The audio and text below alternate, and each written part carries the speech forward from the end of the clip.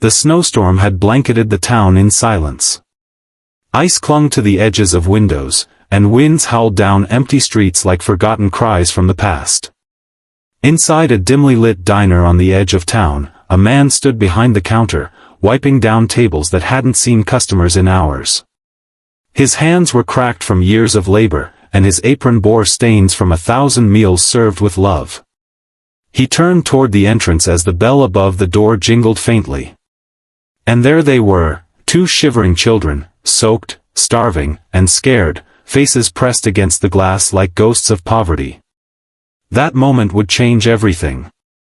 And yet, the man had no idea that one simple act of kindness on that cold winter day would echo across decades. 22 years later, a glistening black Rolls-Royce would pull up in front of that very same hotel, no longer a rundown diner, but a place of healing, warmth, and legacy. What happened in between is a story of pain, sacrifice, and redemption that you will never forget. If you believe that kindness can change a life, that second chances matter, and that even the smallest good deed can return 100-fold, please like this video, comment your thoughts, share with someone who needs hope today, and subscribe to Kindness Corner. Let's spread the power of compassion together. James Whittaker never planned on staying in that town.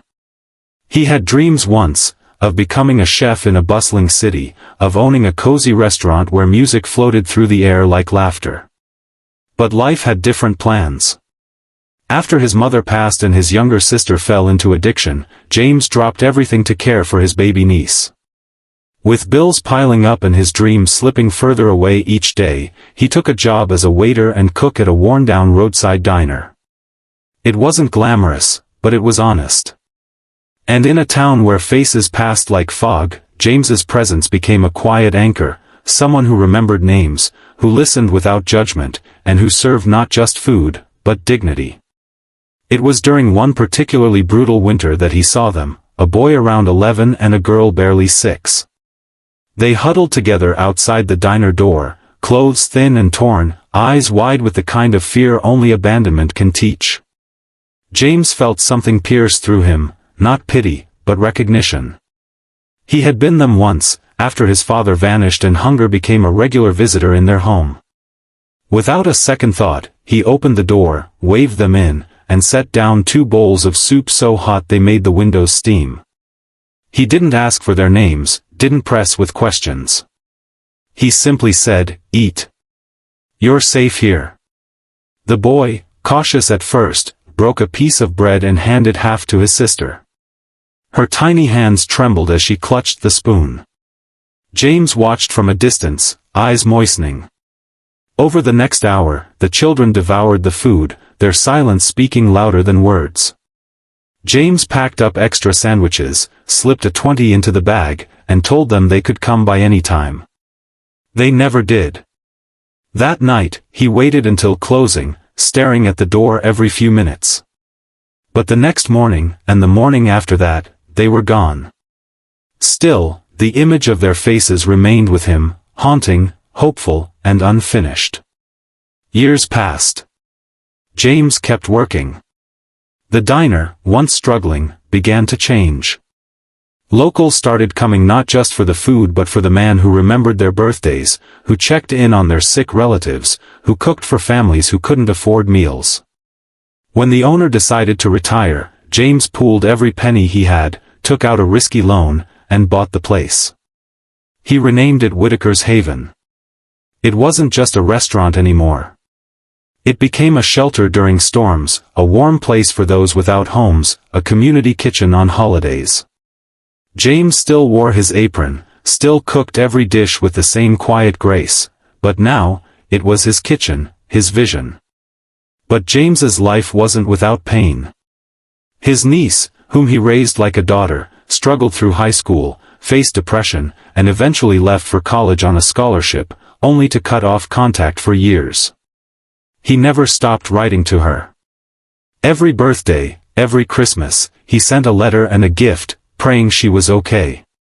Nights were often lonely, his body weary, his heart heavy with regrets. And yet, he never lost hope. Hope was all he had. Then, one crisp morning, 22 years after that snowy night, James was preparing the kitchen before dawn when a low hum echoed outside. He peered through the frosted window. Parked directly in front of the hotel was a Rolls-Royce, sleek, black, and almost out of place in their humble town. The door opened, and out stepped a sharply dressed young man with a confident posture and familiar eyes. Beside him, a woman in a crimson coat with golden brown hair stepped lightly on the snow-covered pavement. James's heart paused. Could it be? The man walked into the diner-turned-hotel with reverence, scanning every inch as though it were sacred ground. When he spotted James, he smiled, a slow, trembling smile that broke into tears. "You probably don't remember us," he said softly. "But you saved our lives." The woman stepped forward, now crying. "I was the girl in the purple hoodie. You gave us soup. And safety. We never forgot." James stood frozen, the weight of recognition crashing into him. The young man continued, "My name is Elijah. My sister, Anna, and I were in the foster system for years after that. But that one act of kindness? It stayed with us. It gave us hope. It gave us a reason to survive." Elijah had become a tech entrepreneur, his company now among the top startups in the country. Anna, a pediatric surgeon, had built a program to provide free care to underserved children. Both had dedicated their lives to lifting others, all inspired by a single, quiet act of grace. "We searched for you for years," Anna said, voice shaking. "And now, we want to give something back." Outside, the townsfolk gathered as Elijah handed James a set of keys. The Rolls-Royce wasn't just a symbol of wealth. It was a symbol of full-circle gratitude. But that wasn't all. They also handed him a letter confirming that they had paid off his remaining debts, and committed a $2 million donation to Whitaker's Haven to expand into a community outreach center. James, overwhelmed, fell into their arms, tears falling like rain on snow. The town cheered, but more than that, they wept. Because they had always known James's worth. And now, the world knew it too. If this story touched your heart, please consider liking the video, sharing it with someone who needs hope, and subscribing to Kindness Corner.